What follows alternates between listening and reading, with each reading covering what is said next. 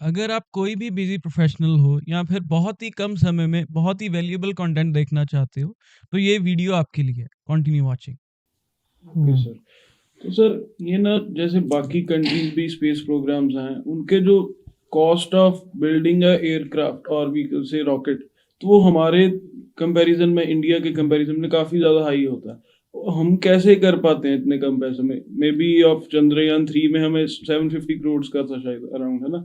तो बाकी तो अबव आई डोंट नो, पर काफ़ी डबल या ट्रिपल होती है उनकी कॉस्टिंग। तो हाँ, मैं वही बता रहा था कि देखिए इंडिया के इसरो के मिशन सस्ते इसलिए हैं क्योंकि हम लोग अलग अप्रोच फ़ॉलो करते हैं। अगर आप नासा या ईसा का देखें तो वो एक बहुत ही पावरफुल बड़ा रॉकेट यूज़ करेंगे, उसमें बहुत ज़्यादा फ्यूल यूज़ करेंगे। अब जो बहुत बड़ा रॉकेट होगा वो बहुत कॉस्टली होगा और बहुत ज़्यादा जो फ्यूल है वो भी बहुत एक्सपेंसिव है।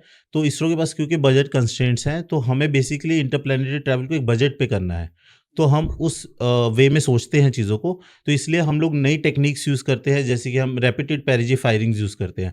उसमें क्या करते हैं, हम एक छोटा रॉकेट यूज़ करते हैं, फ्यूल भी कम यूज़ करते हैं, सो दैट कि हम सैटेलाइट को जस्ट एक हाई इनफ ऑर्बिट में डाल दें अर्थ के अराउंड। उसके बाद जब भी सैटेलाइट पेरिजी पे आता है, हम एक फायरिंग देते हैं। पेरिजी पे फायरिंग देने से क्या है कि हम उसका ऑर्बिट इंक्रीज़ कर सकते हैं मिनिमम फ्यूल को यूज़ किए।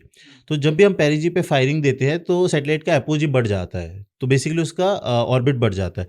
तो इस तरीके से हम रैपिड फायरिंग्स देते रहते हैं और फाइनली वो जो सैटेलाइट है, उसका ऑर्बिट इतना बड़ा हो जाता है कि वो जो मार्स या मून जिसको भी हम कैप्चर करना चाह रहे हैं, उसके पास पहुँच जाता है। वहाँ जाके फिर हम एक रिवर्स फायरिंग देते हैं जिससे कि उसका स्पीड कम हो जाए और जो प्लैनेट का ग्रेविटी है, जैसे मून का ग्रेविटी है या मार्स का ग्रेविटी है, उसको कैप्चर कर ले।